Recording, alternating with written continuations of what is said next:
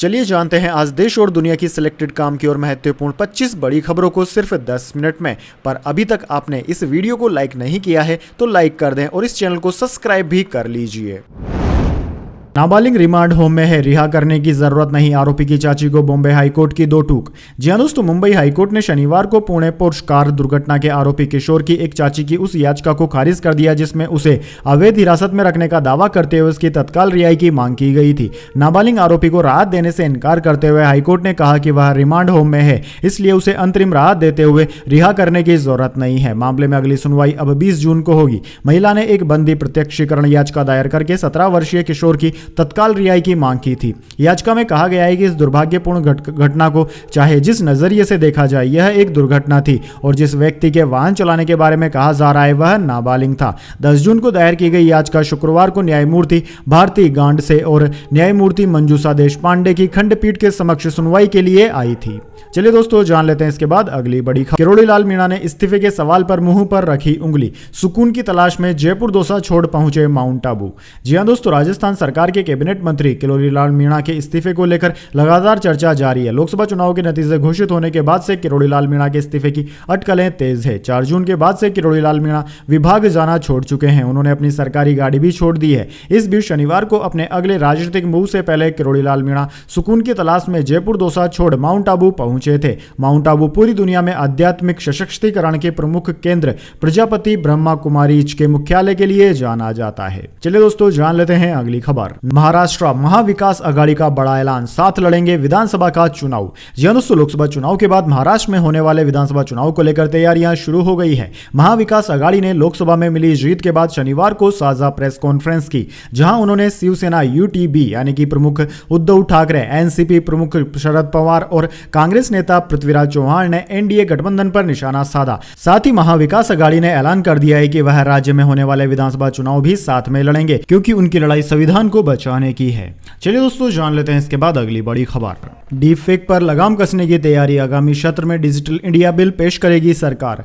जी हां दोस्तों, नरेंद्र मोदी सरकार आगामी सत्र में संसद के सत्र में AI generated deep fake video और अन्य ऑनलाइन कंटेंट के खतरों के मद्देनजर एक विधेयक पेश करने की प्लानिंग कर रही है। सूत्रों ने बताया कि डिजिटल इंडिया बिल नाम से यह बिल पेश किया जाएगा। इसमें आर्टिफिशियल इंटेलिजेंस तकनीक का बेहतर तरीके से इस्तेमाल करने के तरीके भी तलाशे जाएंगे। साथ ही सरकार संसद में पेश किए जाने से पहले इस बिल पर सभी दलों की सहमति बनाने की भी कोशिश करेगी। यूट्यूब समेत विभिन्न ऑनलाइन माध्यमों पर वीडियो को रेगुलेट करने के लिए भी आगामी संसद सत्र में इस बिल को पेश किया जाएगा। आगामी संसद सत्र 18वीं लोकसभा का पहला सत्र होगा। सत्र 24 जून से शुरू होकर 3 जुलाई को समाप्त होगा। इसके बाद मानसून सत्र 22 जुलाई से शुरू होगा और संभवतः 9 अगस्त तक चलेगा। दोस्तों, पिछले साल की शुरुआत में तत्कालीन केंद्रीय इलेक्ट्रॉनिक्स और सूचना प्रौद्योगिकी राज्य मंत्री राजीव चंद्रशेखर ने भी विधेयक के बारे में संकेत देते हुए कहा था कि इसे अगली सरकार द्वारा अधिनियमित और क्रियान्वित कर लिया जाएगा। शीना बोरा हत्याकांड 2022 में जब्त की हड्डियां गायब, सीबीआई ने कहा बहुत ढूंढने पर भी नहीं मिल रही,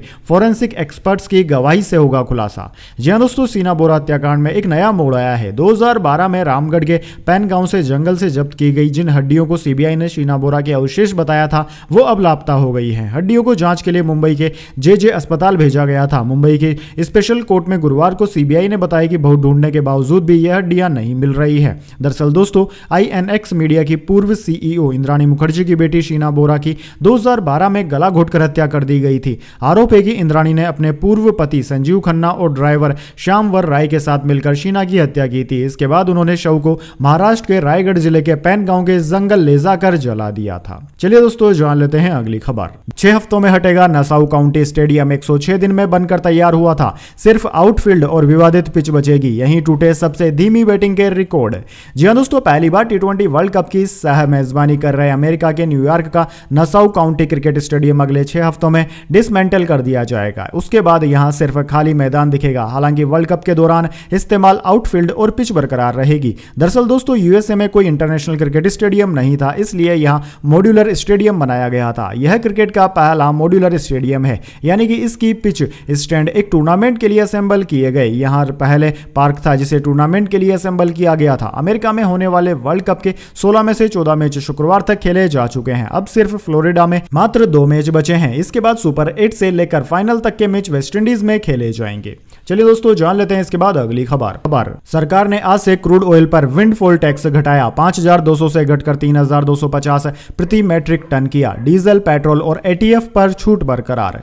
जी हां दोस्तों, सरकार ने घरेलू स्तर पर उत्पादन किए जाने वाले क्रूड ऑयल के एक्सपोर्ट्स पर स्पेशल एडिशनल एक्साइज ड्यूटी यानी कि विंडफॉल टैक्स को घटा दिया है। अपनी रेगुलर रिव्यू में सरकार ने विंडफॉल टैक्स को 5,200 रुपए प्रति मैट्रिक टन से घटाकर 3,250 रुपए प्रति मैट्रिक टन कर दिया है। यह बदलाव 15 जून से लागू हो गया है। सरकार हर 15 दिन पर विंडफॉल टैक्स रिव्यू करती है।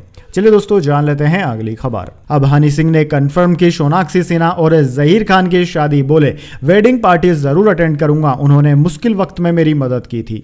जी हां दोस्तों, सोनाक्षी सिन्हा 23 जून को अपने long time partner Zaheer Iqbal से शादी करने जा रही है। दोनों की शादी का वेडिंग इन्विटेशन लीक हो जाने के बाद एक्ट्रेस पूनम ढिल्लन ने भी हाल ही में कंफर्म किया था कि उन्हें कपल की तरफ से इन्विटेशन आया है। अब दोस्तों रैपर हनी सिंह ने भी दोनों की शादी की खबरों पर मोहर लगा दी है। हनी ने इससे जुड़ी एक इंस्टा स्टोरी पर शेयर करते हुए लिखा है कि वे सोनाक्षी सिन्हा की शादी जरूर अटेंड करेंगे।